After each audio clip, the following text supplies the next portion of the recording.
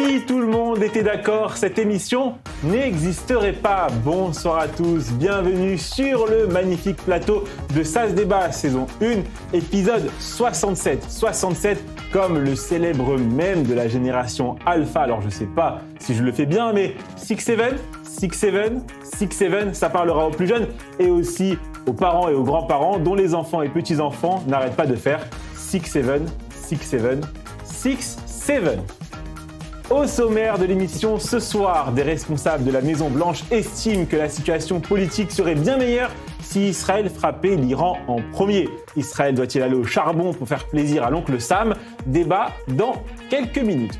Je demanderai ensuite aux débatteurs de réagir à 4 thèmes de l'actualité. Cette séquence, vous la connaissez par cœur, elle s'appelle le Tour de l'info.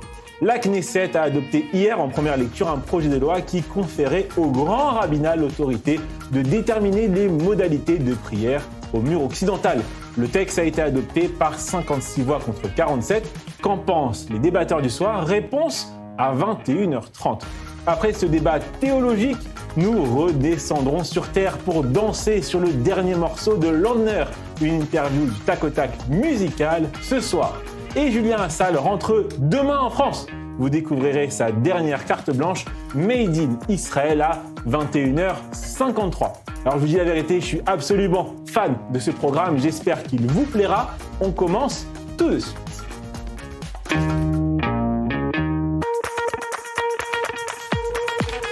Ça se débat, saison 1, épisode 67, en compagnie de Nili Kupfer-Naouri. Bonsoir Nili, comment allez-vous ?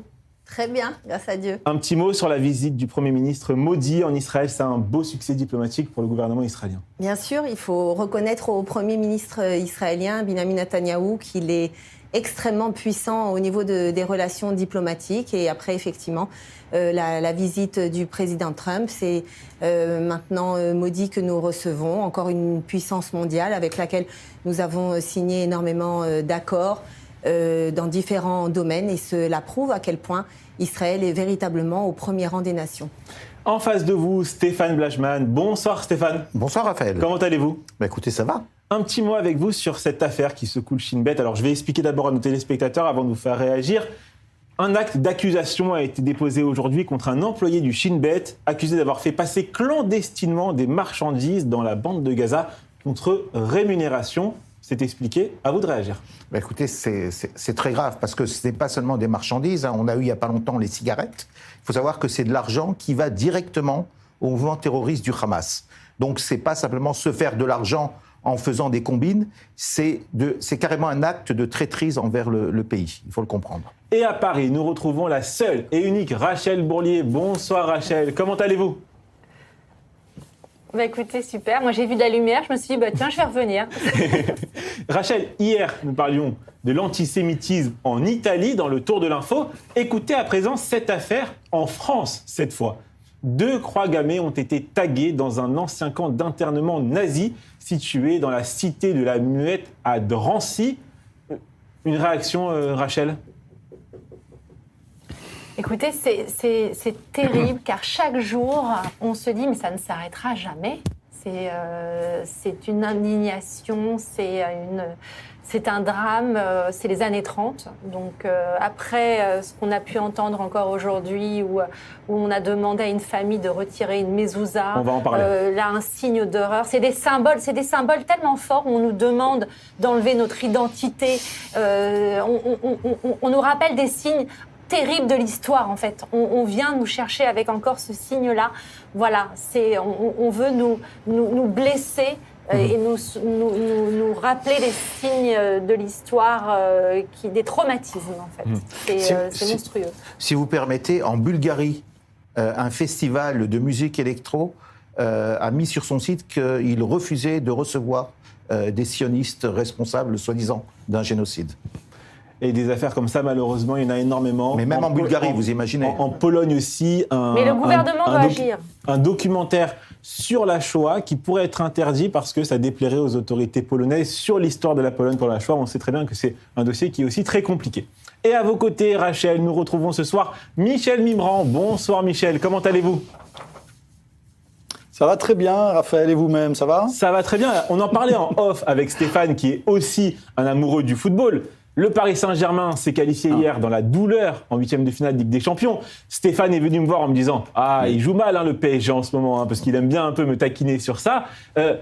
On va pas parler du match, on va pas faire le débrief, mais tout simplement, je vous pose cette question parce que votre voisine est fan du FC Barcelone. Est-ce que vous êtes plutôt Chelsea ou Barcelone pour les 8e de finale? Chelsea. Oui, mais ça, c'est parce qu'il a envie de m'énerver. Chelsea. Non. Parce qu'il veut m'énerver.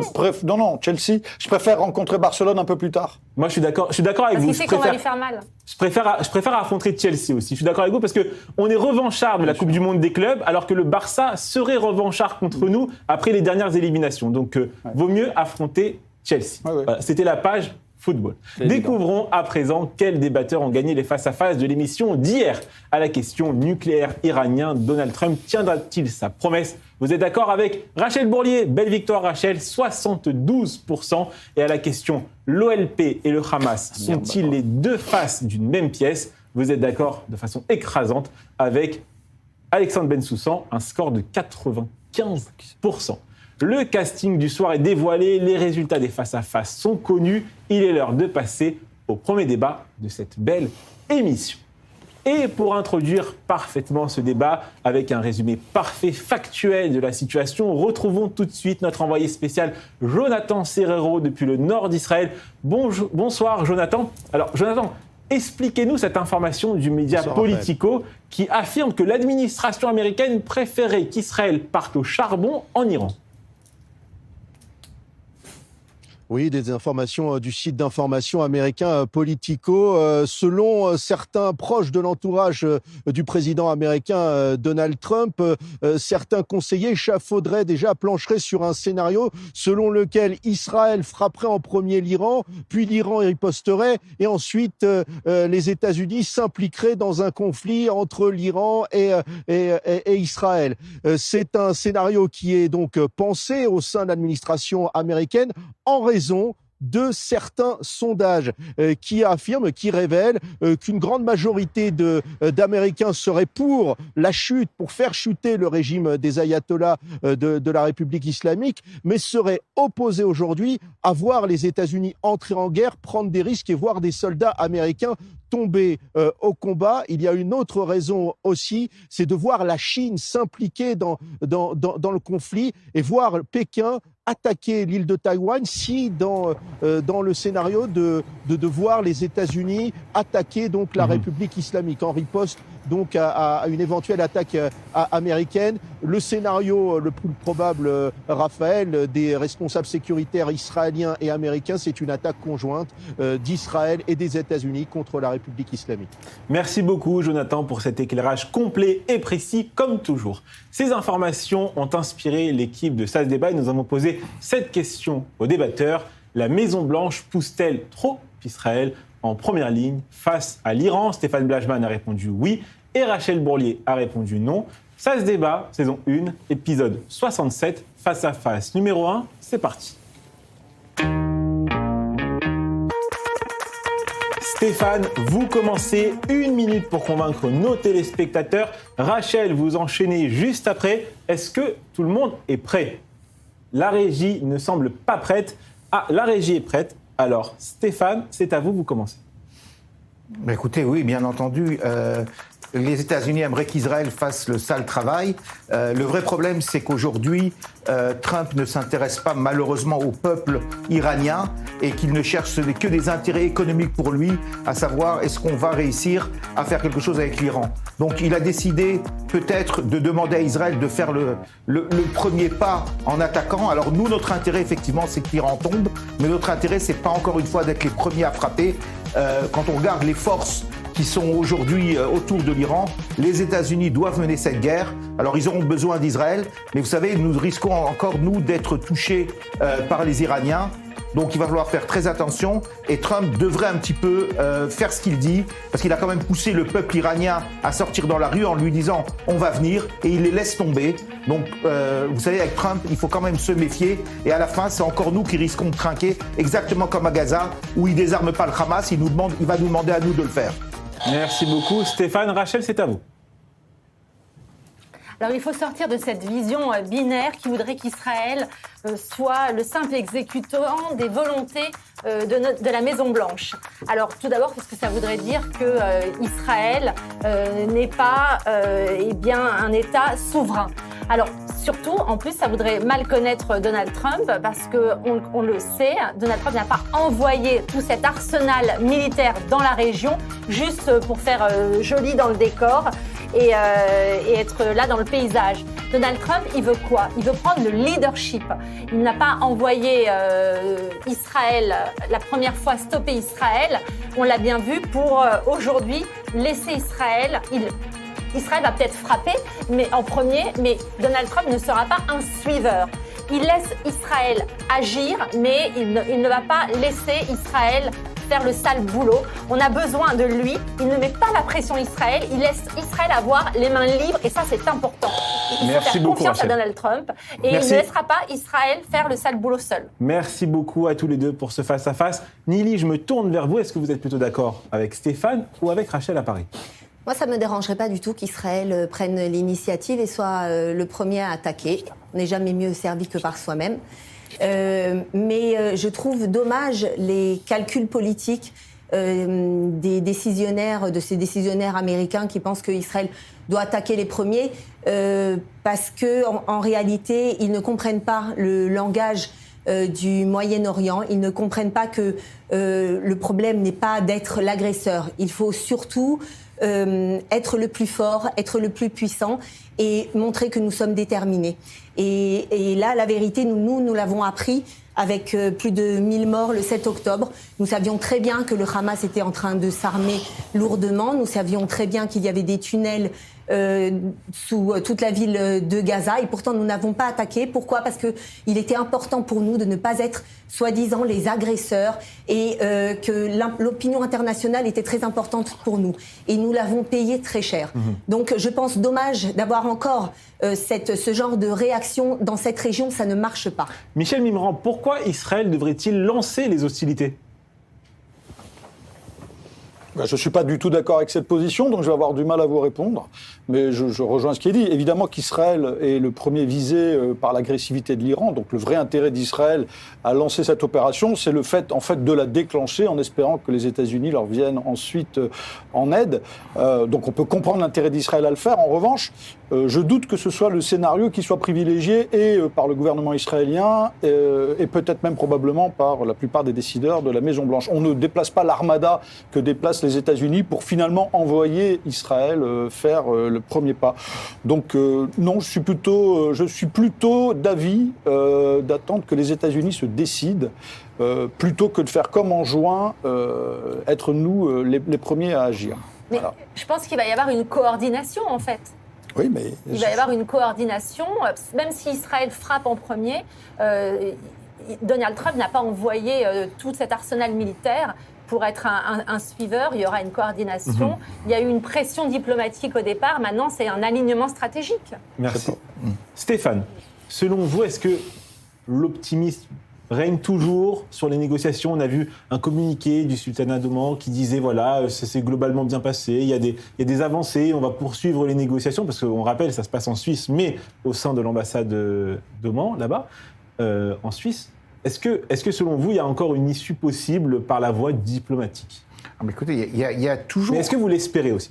Moi, je ne l'espère pas, parce que je pense que on a peut-être une occasion unique, là, de se débarrasser d'un régime. Globalement, ici, autour du plateau, les quatre, vous êtes en faveur d'une opération tout de même. Oui, parce qu'on a peut-être une occasion unique de se débarrasser de ces ayatollahs qui, non seulement... Mais vous pensez qu'une opération américaine irait jusqu'au bout, irait jusqu'à faire tomber le régime? Je pense que l'opération américaine, avec les Israéliens, qui sont quand même sur le terrain, on sait que les Israéliens ont des hommes sur le terrain, et pourrait faire avancer les choses. Mais on a l'occasion unique de faire tomber ce régime qui est tout d'abord un régime catastrophique pour son propre peuple et pour toute la région. Donc les négociations, c'est une pièce de théâtre? Alors non, c'est pas une pièce de théâtre parce que ce qui intéresse Trump, c'est le dollar, c'est l'économie. Et il est en train de négocier. Et les Iraniens veulent proposer des avantages sur le pétrole, sur certaines choses. Mais pour Trump, il y a beaucoup de choses autour de ça. Vous avez la Chine qui aujourd'hui bénéficie du pétrole iranien à des coûts très très bas. Et vous avez Trump qui, lui, est un négociateur, un économiste, et son meilleur ami, c'est le dollar, donc il est prêt à tout Et c'est pour ça que les négociations ne sont pas encore complètement rompues. Nili, je vous laisse finir. L'Iran est simplement rentré dans ces négociations pour gagner du temps. Et là, par exemple, ils ont proposé ce que l'islam propose, une oudna, une trêve de 7 ans pendant lesquels ils n'allaient pas enrichir l'uranium. On sait très bien que tous les accords sur lesquels peuvent signer des entités islamistes. C'est vrai, quelle différence entre un potentiel accord actuel sur lequel il est signé? Il n'y aurait pas une grande différence entre cet accord qui pourrait être signé et celui que Trump a quitté il y a quelques années. Exactement. Il n'y a pas d'accord dans cette région. Il n'y a que la force qui régit les relations entre les pays. Nous devons montrer aujourd'hui qu'il n'y aura aucun enrichissement d'uranium, il n'y a pas de nucléaire iranien, il n'y a pas de missiles balistiques iraniens et il n'y a pas de proxy iranien. Et le régime des mollahs doit tomber. Ça doit être les buts de cette guerre et cette guerre doit éclater. Allez-y Rachel. Rapidement, s'il vous Raphaël, plaît. juste un point, ça va être aussi une guerre très difficile, hein, parce que le chef, l'ayatollah Khomeini, a quand même encore des soutiens, parce qu'il n'y a pas seulement les gardiens de la révolution, il a quand même aussi des milices, et il y a à peu près, on compte 2 millions de personnes qui le soutiennent, et c'est eux d'ailleurs qui tirent sur la population. Donc là, c'est une guerre, on ne parle pas seulement de bombes et d'aviation, ça veut dire envoyer des hommes sur le sol. Donc là, c'est une guerre qui s'annonce très difficile. Et peut-être que c'est aussi pour ça que Donald Trump tient autant à cet accord, parce qu'il sait à quoi il s'engage et que c'est une guerre qui ne va pas se gagner si facilement. Merci à tous les quatre pour ce débat sur cette guerre de plus en plus probable entre les États-Unis et l'Iran, avec Israël au milieu de tout ça. C'est l'heure maintenant du tour de l'info.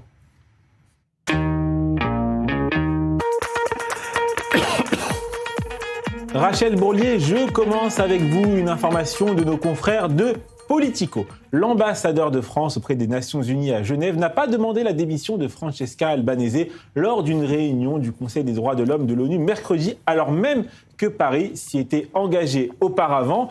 Et je viens de tomber sur une publication de nos confrères de BFM TV qui ont reçu il y a quelques heures Francesca Albanese et qui a déclaré, écoutez bien, elle manque pas de culot, je prends note du fait que la diplomatie française a changé d'avis finalement. J'aurais attendu un mot de clarification et d'excuses parce qu'ils m'ont insulté. Rachel, une réaction ? Voilà, écoutez, en plus, nous sommes humiliés sur la scène internationale. Donc, c'est une honte. Écoutez, c'est pas digne de la France et d'une puissance démocratique comme la nôtre. Donc, c'est-à-dire que c'est bien beau de parler comme ça. Jean-Noël Barrot a tenu des propos disant que la rapporteure était... les mots qu'il avait tenus, si je ne me trompe pas, c'était coupable, c'était outrancière. Et là, devant donc, les députés et les caméras, il prend un air très offusqué. Et quand il faut lui retirer son siège, alors je ne sais pas si c'est par peur ou par stratégie diplomatique, mais en tout cas, là, il n'y a plus personne, on s'abstient. Merci. Donc, en fait, je trouve que c'est d'une lâcheté et une honte. Et regardez, elle va jusqu'au bout, elle demande des excuses. La France ne s'en sort pas par la grande porte. Et là, encore une fois, même pour la lutte contre l'antisémitisme et par rapport à Israël, ça n'est pas très flatteur pour notre beau pays. Michel Mimran, votre information, un article de nos confrères du JDD. La pression s'accentue sur Raphaël Arnaud après la mort de Quentin Derenque. 7 militants d'extrême gauche âgés de 20 à 26 ans ont été mis en examen. Tous attachent une proximité avec la Jeune Garde, cofondée par le député de la France Insoumise, dont 2 anciens collaborateurs sont cités dans l'enquête. Dans ce contexte, une large majorité de Français, 81%, estiment que le député devrait quitter son siège à l'Assemblée nationale, selon un sondage CSA pour le JDD, Europe 1 et CNews. Et on voit même que des figures de gauche alliés récents de la France Insoumise disent également que ce député doit démissionner. Qu'en pensez-vous ? Je pense qu'ils ont raison, effectivement. Je me suis même étonné que 19% des sondés soient hostiles. Il est évident que la France Insoumise fait bloc autour de Arnaud parce qu'au fond, cette stratégie de chaos, finalement, est nourrie par cette affaire-là, mais je ne doute pas, ce sera intenable pour Raphaël Arnault, il sera obligé de démissionner, et j'espère que la justice va même, d'une certaine façon, au terme de cette enquête, pouvoir l'inculper pour ses responsabilités. Donc, sur cette question-là, je pense qu'il y aura un consensus total, on le voit dans le sondage, on le verra sûrement sur ce plateau, mais il est en train de se jouer quelque chose d'assez important. Il est très, très important de voir jusqu'où cette affaire va aller. Merci beaucoup, Michel Mimran. Nili, votre information. Une famille juive parisienne a reçu l'ordre de la syndic de son immeuble de retirer la mezouza de sa porte d'entrée. Dans un courrier officiel, l'agence Lamy Immobilier Conseil, filiale de Century 21, a formellement demandé à la famille de retirer la mezouza et de remettre l'encadrement de la porte dans son état d'origine dans un délai de 15 jours à compter de la réception de la présente lettre. Et ce soir, Century 21 s'estime toujours dans son bon droit. On a contacté, Actuality4 News a contacté cette famille qui n'a pas voulu s'exprimer publiquement. Une réaction ? J'aurais bien aimé savoir quelle a été la réaction de cette famille, si elle a enfin décidé de faire son alia. Visiblement, et c'est clair de jour en jour, les Juifs ne sont plus les bienvenus en France. Et il faut comprendre le message. Il est temps de revenir au pays, il est temps de revenir à la maison et de ne pas attendre la catastrophe qui va fatalement arriver en France. Il y a déjà 15 Juifs qui ont été assassinés parce que Juifs en France. La police n'a rien fait. Voilà, par exemple, dans le cas d'une Sarah Halimi, ils étaient à la porte de l'immeuble, ils entendaient les Allahu Akbar, ils entendaient les cris de Sarah Halimi et ils l'ont laissé être défenestré. Son agresseur n'est toujours pas en prison. Donc la France ne fait plus attention, ne veut pas faire attention à ces Juifs. Elle essaye plutôt de calmer la rue musulmane. Et donc il est temps pour les Juifs de comprendre le message et de faire son alia. Stéphane Blajman, votre information. L'autorité palestinienne a transféré environ 1,5 milliard de shekels à des terroristes en 2025 dans le cadre de son mécanisme de paiement pour tuer, Pay for Slay, qui prévoit des paiements aux terroristes emprisonnés et aux familles des auteurs d'attaques. C'est une information révélée hier par nos confrères du Jérusalem Post. Et je mêle cette information avec une citation dont on a parlé hier dans cette émission et qui a valu un peu d'agitation en plateau face à Amir Badran, parce que il faisait comme si que cette phrase n'existait pas sur la position de l'OLP face au Hamas. Écoutez bien, toute discussion sur le désarmement du Hamas et sa qualification d'organisation terroriste est inacceptable pour nous. Qui a dit ça ? Azam Al-Ahmad, le secrétaire général de l'OLP. Cette information plus cette autre information, c'est toujours nos partenaires pour la paix, ces gens-là, Stéphane Blajman ? Écoutez, aujourd'hui, on n'a pas de partenaire pour la paix. Aujourd'hui, la paix, c'est un mirage que l'on espère, mais qui n'est pas pour tout de suite. Donc, de toute façon, on a un problème.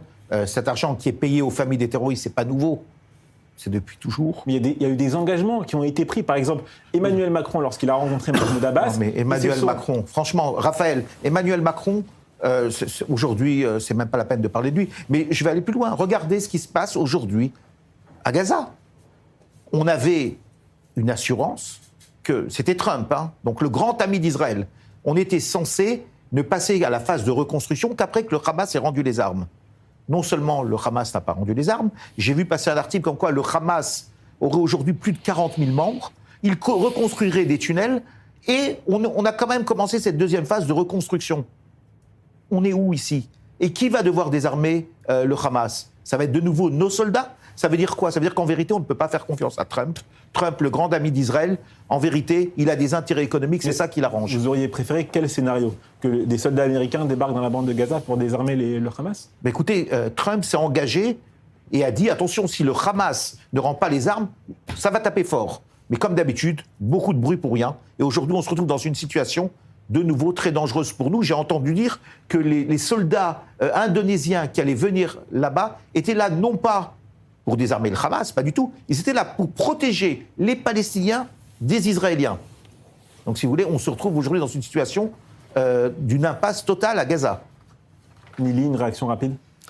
L'entrée de forces étrangères dans la bande de Gaza, qui est une terre juive, serait une catastrophe. Mais en tout cas, pour en revenir à votre question initiale, que ce soit l'autorité arabe palestinienne ou que ce soit le Hamas, c'est exactement la même chose.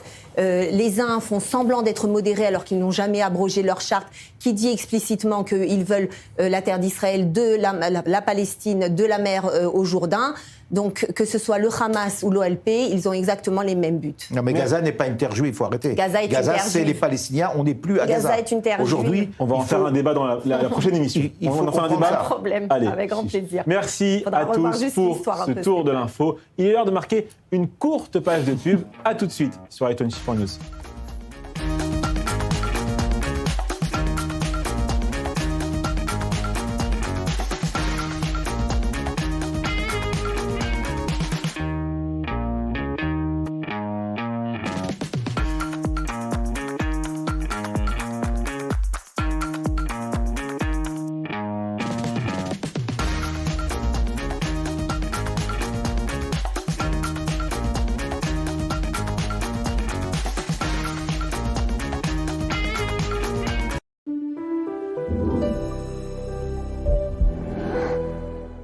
Des offres qui vont vous faire retomber amoureux de votre maison. Salle à manger, salon, fauteuil, Shumrat Azorea, tout l'ameublement de la maison en un seul endroit. Vous vivez en Israël ou préparez votre alia? Félicitations! Vous avez un téléphone? Parfait! Téléchargez gratuitement l'appli Olim et découvrez tout ce que nous avons à vous offrir. Prise de rendez-vous médicaux et administratifs, paiement de vos factures, vérification de dettes, traduction instantanée, recommandations de professionnels, suivi de demandes et bien d'autres choses encore. Et si vous n'y arrivez pas tout seul, notre équipe parle votre langue et vous aide dans toutes vos démarches en Israël, à partir de 99 shekels par mois en illimité et pour toute la famille. Alors n'hésitez plus. Téléchargez l'appli ou contactez-nous. Les équipes du Magen David Adom sauvent des vies. Ambulance, unité mobile, don du sang, secouristes. Ils sont sur tous les fronts, pour tous, sans distinction. En cette fin d'année, votre don peut tout changer. En France, chaque euro compte et chaque don renforce la capacité du MDA à intervenir plus vite, plus loin, plus fort. Cette année, faites un geste qui sauve. Soutenez le Magen David Adom. Parce que sauver une vie, c'est sauver un monde entier. Vous vous souvenez de cette époque? On entendait ça quand on allait sur Internet. On mettait 1 heure pour écrire un texto. Les téléphones à clapet étaient cool. Et on découvrait les forfaits illimités.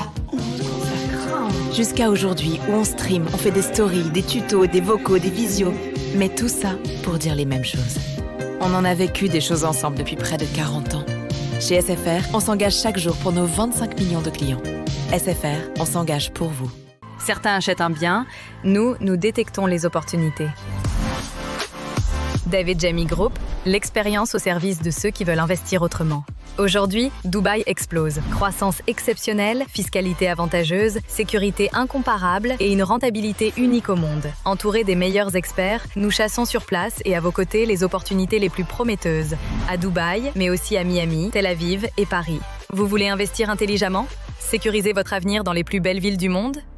David Jamy Group, Real Estate Opportunities.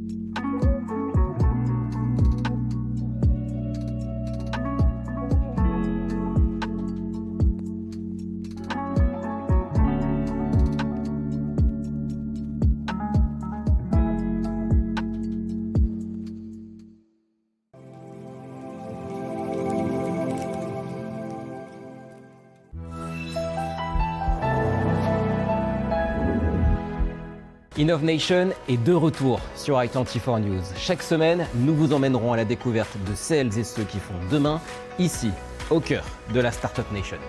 Santé, mobilité, culture, agriculture, ici l'innovation n'est pas un mot-clé, c'est un mode de vie. Innovation, c'est le rendez-vous des idées qui osent et qui fonctionnent. Rendez-vous chaque semaine pour découvrir ensemble les coulisses de l'innovation Made in Israël. Innovation, tous les mardis sur i24 News.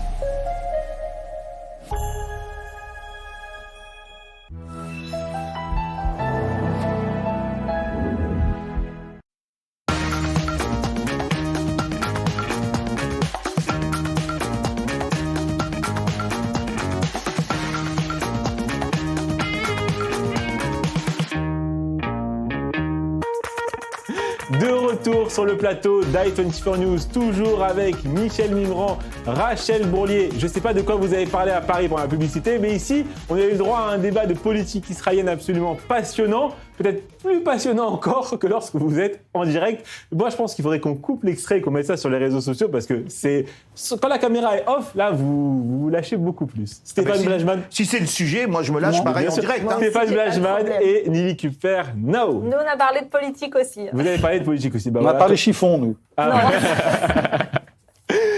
Allez, un projet de loi modifiant la loi pour la protection des lieux saints a passé un vote préliminaire renforçant l'autorité du grand rabbinat et relançant le débat sur la religion, le pouvoir de l'État et les liens avec la diaspora. Je vous explique. La Knesset a adopté hier en première lecture un projet de loi qui conférait au grand rabbinat l'autorité de déterminer les modalités de prière au mur occidental. Le texte a été adopté par 56 voix contre 47. Ce vote a inspiré l'équipe de SAS Débat et nous avons posé cette question aux débatteurs du soir.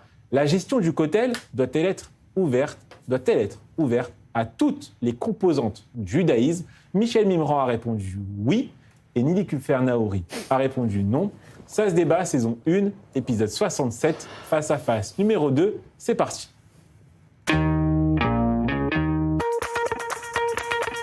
Michel Mimran, vous avez 1 minute pour convaincre nos téléspectateurs. Nili Kupfer-Naouri, vous enchaînez juste après. Tout le monde est prêt? Michel, c'est à vous. Oui, alors j'aurais du mal à convaincre tout le monde. Je ne suis pas moi-même convaincu, étant assez peu suspect de beaucoup d'indulgence envers le judaïsme libéral. Il faut juste savoir que ce projet-là, il avait déjà été présenté il y a 10 ans et que Netanyahou l'avait accepté. Et puis était finalement revenu sur cette décision sous pression de certains partis. Mais à la fin, il était prévu de faire une zone particulière pour le judaïsme dit conservateur ou réformé. Et en fait, c'était une concession au judaïsme américain, puisque cette tendance-là, elle représente une très forte proportion du judaïsme américain. La vraie question, c'est est-ce que cette décision aujourd'hui, elle apporte l'union ? Est-ce qu'elle apporte un peu de modération et de calme ? Ou est-ce qu'au contraire, elle va relancer une polémique ? Je crains qu'elle ne fasse que relancer une polémique. C'est la raison pour laquelle je pense au fond que je ne vais pas défendre le oui, je sais que c'est très surprenant, mais je pense, comme le dit le Talmud ou Luis Enrique, il ne faut pas changer une équipe qui gagne. Donc je crois qu'en fait, il est normal qu'une synagogue soit gérée par des rabbins. Je rappelle que le mur de lamentation n'est pas un endroit saint. Le temple a été détruit, ça n'a plus de sainteté, mais c'est une synagogue très importante, il faut qu'elle soit gérée par des rabbins. Voilà. Je suis désolé, j'ai pas respecté les règles du débat. Il n'y a aucun problème. Je m'en excuse.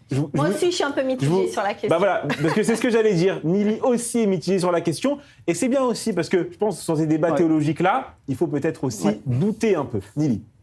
Alors la gestion du Kotel par toutes les composantes du judaïsme, oui, mais par les réformés, non. Il ne s'agit pas d'une composante enracinée dans le judaïsme et ils sont ultra minoritaires en Israël, certes plus nombreux aux États-Unis, mais politiquement engagés contre les gouvernements israéliens. Ils étaient hier pour Obama, aujourd'hui pour Mamdani. C'est dire leur intérêt pour le peuple juif et pour l'État d'Israël.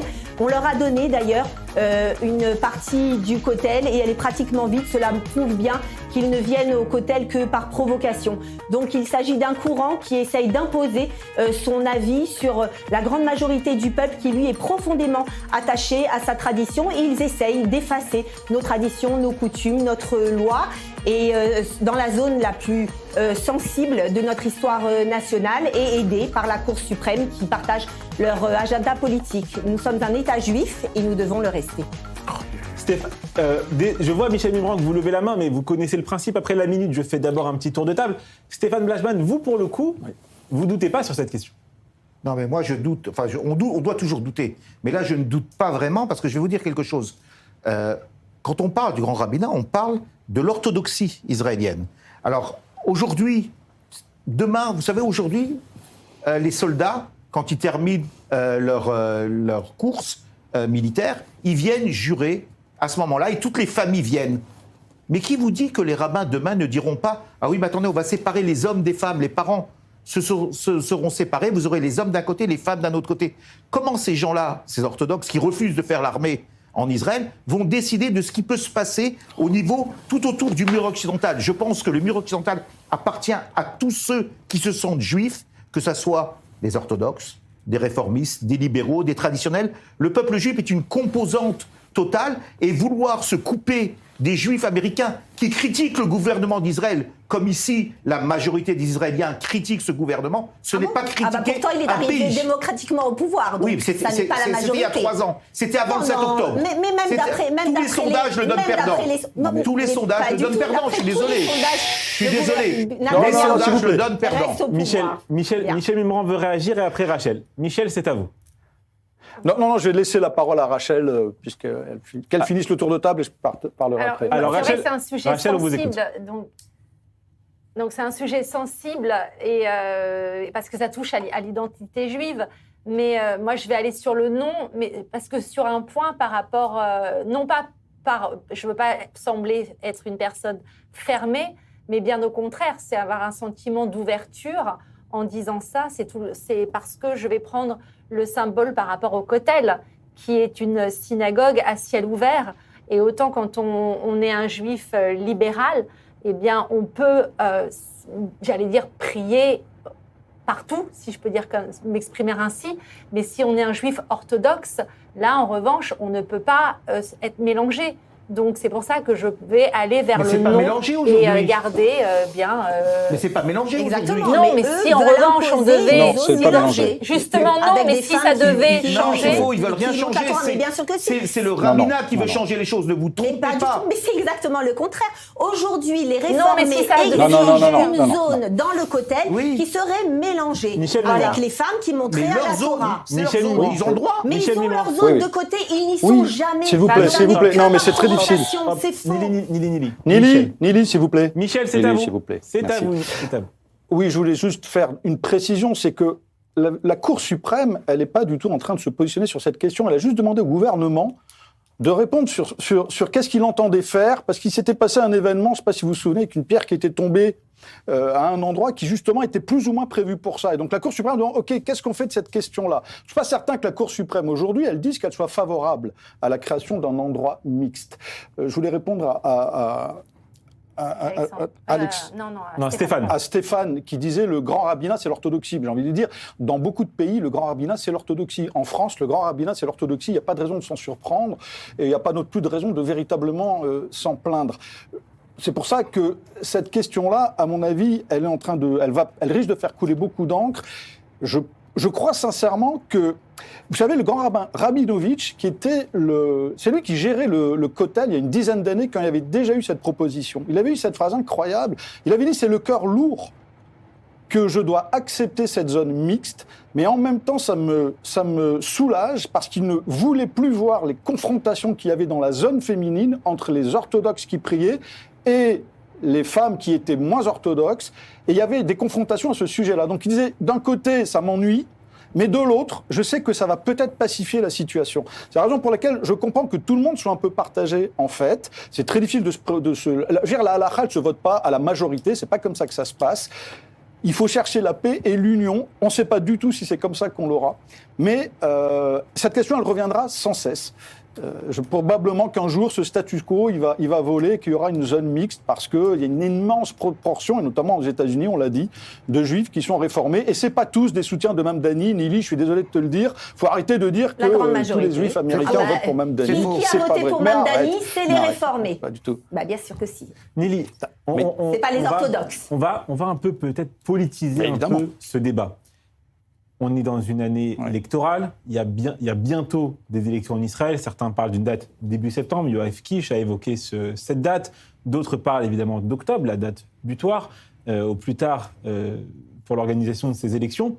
Est-ce que selon vous, dans un premier temps, c'est une mesure qui est votée par le gouvernement parce qu'il faut faire vite passer certaines mesures avant la fin du mandat, et aussi pour, on va dire, aller dans le sens de son futur électorat pour les élections, c'est-à-dire c'est une mesure électoraliste vis-à-vis de la population orthodoxe de Jérusalem qui vote pour les deux grands partis religieux orthodoxes de ce gouvernement. Je sais bien qu'il y a un certain nombre de mesures qui, bien entendu, vont être prises pour faire plaisir aux futurs électeurs. Ça, bien entendu, c'est le jeu politique, ça a toujours été. En l'occurrence, ça n'est pas le cas. Comme les décisions de Smotrich pour les habitants de Judée-Samarie également. Smotrich s'est occupé des habitants de Judée-Samarie depuis le début de son mandat. Aujourd'hui, on en voit les réalisations qui sont extraordinaires. Mais il a fait plus ou moins sous silence. Aujourd'hui, on en voit les résultats. Donc, c'est pour ça qu'on en parle plus. Mais il est clair qu'il y aura certaines mesures qui seront prises par souci électoral. Mais en l'occurrence, cette histoire du Kotel, c'est parce que les réformés ont demandé à faire une zone mixte, donc dans la partie où les fidèles sont séparés, que la Cour suprême a décidé de s'ingérer, alors que la loi israélienne, qui est valable déjà depuis même l'époque du mandat britannique, interdit à une quelconque autre autorité que le ministre des Affaires religieuses et le rabbinat de s'occuper des affaires religieuses.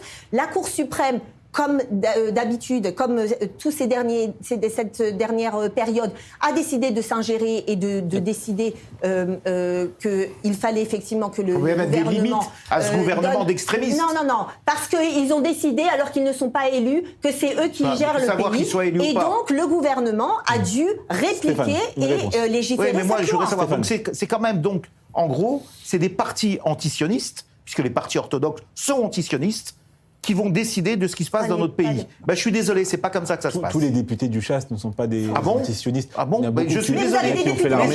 Il y a des députés du Chasse qui ont fait l'armée. Les décisions de ces partis de refuser de faire l'armée, c'est pour moi, c'est de l'antisionisme d'abord. Michel, c'est la première chose. Je crois que Michel c'est la veut vous première parler. chose. À partir du moment où ils refusent de faire l'armée, de partager ce Stéphane, que nous partageons, Stéphane. ce sont des antisionistes. Stéphane, Michel. Non, Stéphane, je pense que tu vas un peu loin. Il y a eu une tradition antisioniste, c'est certains partis ultra-orthodoxes, mais c'est pas le cas, notamment dans le Chasse. Raphaël a tout à fait raison de le dire. Si donc c'est une attention, partie de Chasse, faut pas passer son temps à dire que les... Pardon ? Une partie de Chasse est antisioniste. Je suis désolé, aujourd'hui, on parle pas de Chasse d'il y a 20 ans.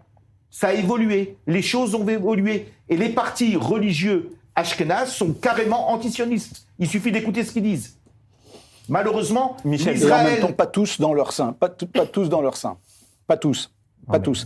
Mais il y a juste quelque chose qui a été dit par Nili sur l'ingérence de la Cour suprême. À partir du moment où le gouvernement décide de changer justement ce statu quo en disant je vais transférer tous les pouvoirs au rabbinat, il est normal que la Cour suprême essaie de voir excusez-moi, au si niveau cette chronologique, c'est le contraire, mais pas du tout.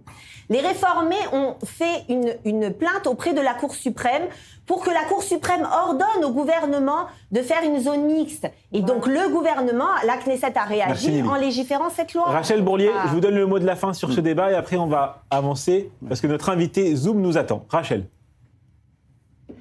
Je crois que Nelly a soulevé un point important, c'est qu'il y a aussi une pression de la communauté juive américaine et qui est en train d'essayer d'aller dans ce sens-là et il ne faudrait pas qu'Israël cède. D'ailleurs, on le voit dans certains médias, par exemple comme le Jérusalem Post, où les tribunes qui sont publiées sur ce site internet et mises en avant sur le site internet du Jérusalem Post de la communauté juive américaine, d'une partie de la communauté juive américaine, sont très très critiques envers cette décision. Oui, mais ils sont très critiques aussi envers plein de choses. Le gouvernement israélien, aujourd'hui, est critiqué par énormément de monde, que ce soit à l'intérieur du pays et à l'extérieur du pays. Je parle des Juifs. Merci à tous les quatre pour vos arguments lors de ce débat politico-religieux qui change un peu. On n'a pas parlé des territoires, on n'a pas parlé de la Judée-Samarie, etc. Mais on en a parlé un peu pendant la pub. Si vous en avez parlé, vous. Exactement. Oui. C'est vrai, c'est plus fort que moi. Voilà. Une fois par jour dans cette émission, je prononce le nom de Bezalel Smotrich. Voilà, il faut le savoir. Parce que c'est lui aussi qui fait l'actualité, il fait parler de lui. Exactement. C'est clair. Passons tout de suite à l'interview. Il fait le buzz. Il a besoin parce que... Évidemment, il fait le buzz. Parce qu'il passe pas dans aucun sondage. Oui, mais quand il va s'allier avec Ben Gvir et avec Noam, il va passer le seuil. Vous inquiétez pas. Ça va être beau. Passons tout de suite à l'interview du tac au tac, une interview en musique. Regardez ça.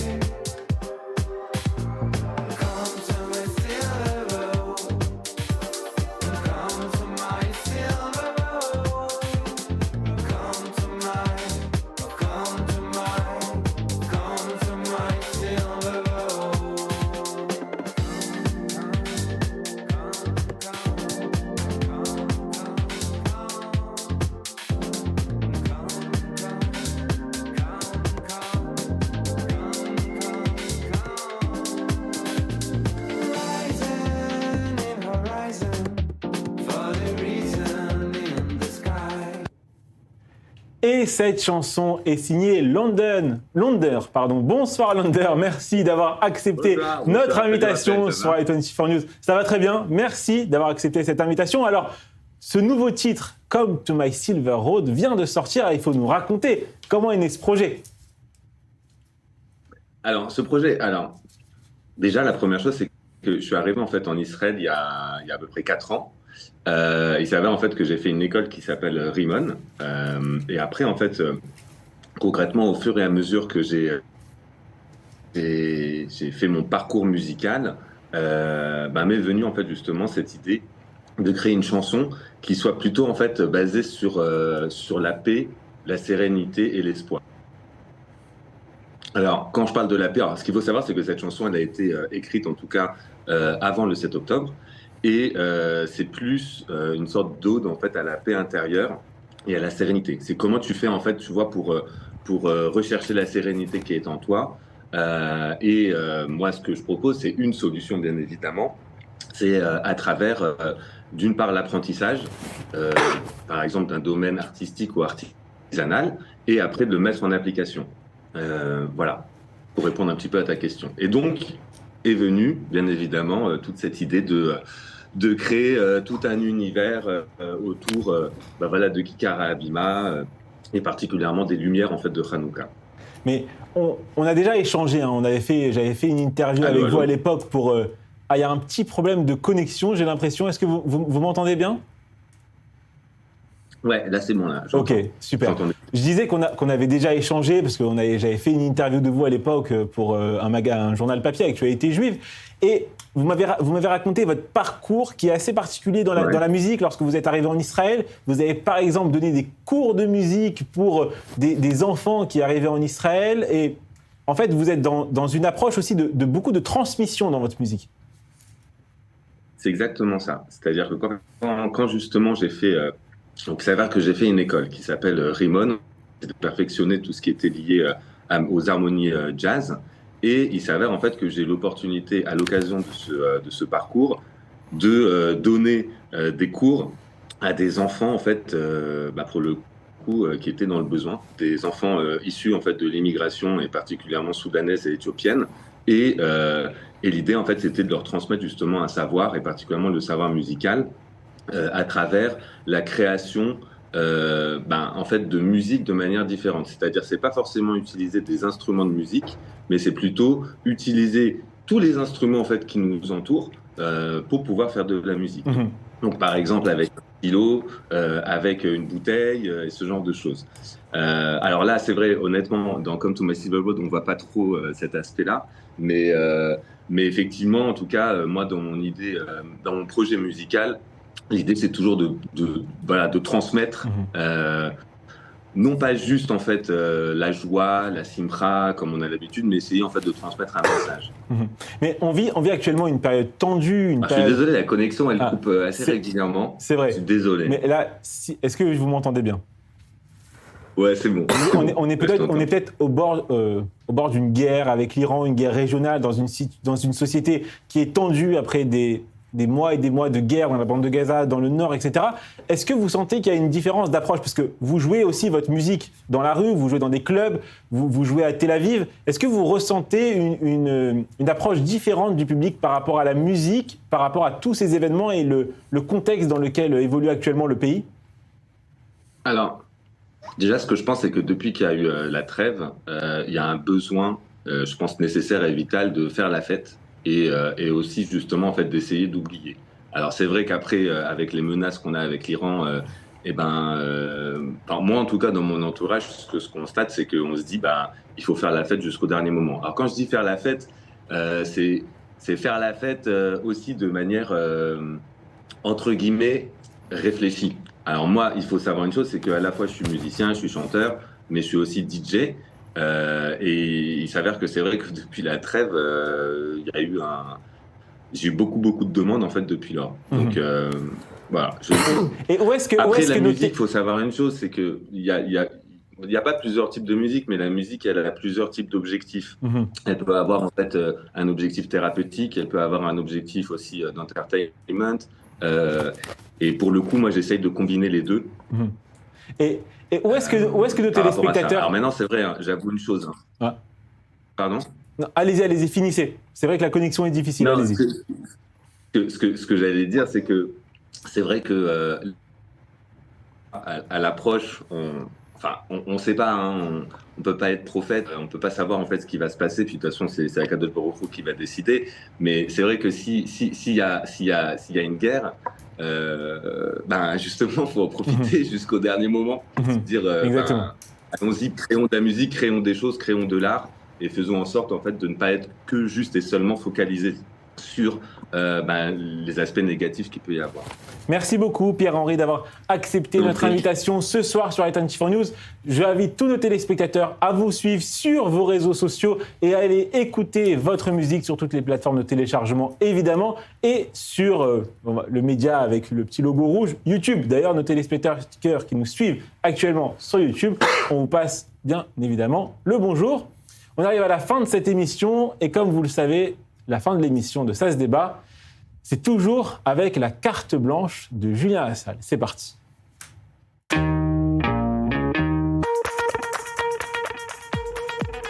Bonsoir Julien.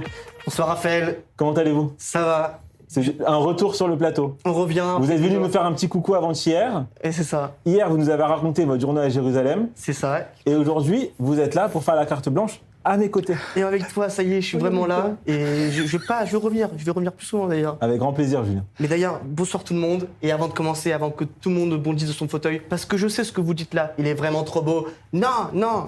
Enfin, si, en fait, je suis frais là, si. Faites des stories Insta, TikTok, envoyez des messages. Les meufs, tentez votre chance avec moi, qui sait. Bon, de toute façon, les meufs qui regardent l'émission, est-ce qu'elles connaissent le mot meuf? C'est ça la vraie question, Raphaël. Bon, je sais pas, je pense pas. Tu penses pas? Bon, en tout cas, j'ai vu ta première blague là en début de chronique, elle était hyper marrante. Par contre, vous avez pas trop rigolé? Parce que j'ai pas compris. Ah non, mais tu feras ma première partie, Raphaël. Mais je pense que tous les parents ne comprennent pas ce truc de 6-7 et c'est d'ailleurs, on va dire, c'est ce qu'utilisent les jeunes pour se faire comprendre entre eux et pour que les vieux comme nous ne comprennent pas. Moi, c'est mon père qui m'a raconté, je t'avoue, je te l'ai arrêté. Il me dit même pas bonjour à moi. Mais oui, Rachel, oui, c'est vrai, il y a Rachel, ma BFF. Rachel, c'est incroyable. Ah oui. Mais Rachel, c'est quand qu'on se fait une petite bouffe ensemble? Salut, toi. Ça fait plaisir de te voir, mais c'est quand qu'on se voit sur Paris? Quand tu soutiendras le Barça. Hein. Quand tu soutiendras le Barça. Bon, on se fait un Barça Real quand tu veux. Tu me dis avec plaisir. En tout cas, je suis tellement heureux d'être là. J'ai plein de choses à dire. Je suis tellement soulagé. Raphaël, ça fait 4 mois que je suis derrière mon téléphone à faire des blagues. Attends, c'est comme si j'étais un jeu vidéo. Voilà, tu prends la manette, t'appuies sur le carré, je fais de la politique. T'appuies sur la croix, enfin sur la Magen David, je fais des blagues. Cette blague de la Magen David, c'est ma sœur qui l'a écrite. Voilà, si c'est pas drôle, ne rigolez pas. Faites comme Lily. Et il faut rigoler un tout petit peu. En tout cas, petite anecdote. Mardi, quand j'étais en direct, il y a ma sœur qui était en train de me filmer derrière la vitre. Oui, j'ai vu. Ouais, c'est-à-dire que ma sœur était en direct avec nous. D'ailleurs, elle est encore en direct, elle est en train de me filmer encore. Mais c'est mon père qui fait la sécurité ici, vous savez comment? Mais... Bon, en tout cas, Raphaël, ma sœur caméraman, embauche là. Voilà, c'est parfait, elle est bénévole, tu vas pas perdre un sou. Il y a plein de problèmes techniques ici, il faut savoir, faire attention. Hein. Ah oui, mince. Mais par contre, moi, si tu veux prendre des sous avec moi, tu as besoin de... Oh non, c'est l'inverse plutôt. Bon, en tout cas, je sais pas si t'as remarqué, Raphaël, mais il se passe que des dingueries dans le monde entier. À un moment, je lui ai demandé, est-ce que c'est moi qui influence le monde? Un jour après, je lui ai répondu, je sprint vite en pleine face parce que le mur était trop propre. Donc en tout cas, c'est pas moi qui influence le monde, mais il y a 2 individus qui partent en cacahuète. T'as Macron, nouvelle égérie d'Optique 2000, Donald Trump qui est le tueur des présidents comme tes Pokémon. Mais où trouve-t-il toute cette énergie, hein? Voilà, moi je pense sincèrement que le 5 novembre, la veille de ma première chronique, les deux ils ont fait un zoom, ils se sont réunis, ils se sont dit on va faire des dingueries. Voilà, il faut que Julien Lassalle il pète, faut qu'il explose, je veux qu'il vole, et ça a marché. Regarde où j'en suis, je suis avec toi Raphaël. Merci Donald, merci Manu. Et j'en profite pour remercier aussi tous mes amis de Paris qui me soutiennent depuis toujours, ma famille qui me soutient depuis toujours, mes sœurs qui me soutiennent depuis 2 jours. Elles, par contre, c'est pas du tout le même délire. Et voilà, merci beaucoup Raphaël. Et je crois que c'est la fin de cette chronique. J'ai envie de parler encore. On se retrouve lundi en vidéo? Lundi en vidéo, mince. On continue ça? Ah ouais, tu as manqué. Parce qu'en fait, vous allez rentrer là. Mais je rentre demain déjà. J'espère que vous allez avoir votre avion, qu'il n'y a pas un événement sécuritaire ce soir qui va vous empêcher de rentrer, parce que sinon lundi vous êtes ici en plein nuit. Bon bah au pire il y aura du positif et du négatif, hein, mais non j'espère rentrer quand même, mais tu as manqué, tu as beaucoup manqué, attends. Bah tu reviens quand tu veux. Mais avec plaisir. On remange une pizza quand tu veux. Avec grand plaisir. Merci. Très bonne pizza. Voilà, ainsi s'achève cette émission. Merci Nili Kupernaori, merci Stéphane Blachman, merci Michel Mimran et Rachel Bourlier. Et merci à toi Julien. Merci Raphaël. Avant-hier, tu t'es levé avant que je dise au revoir et en plus tu as même renversé la table, tu as renversé un verre d'eau, etc. J'ai compris à Richard. Bon, là ce soir tu restes assis, c'est bien jusqu'à la fin de l'émission. Merci à tous, restez avec nous sur i24 News. Tout de suite, le journal de 22h présenté par Océane Nicole, suivi du magazine de la rédaction présenté par Chani Guidalia. Bonne soirée à tous sur i24 News. L'information continue.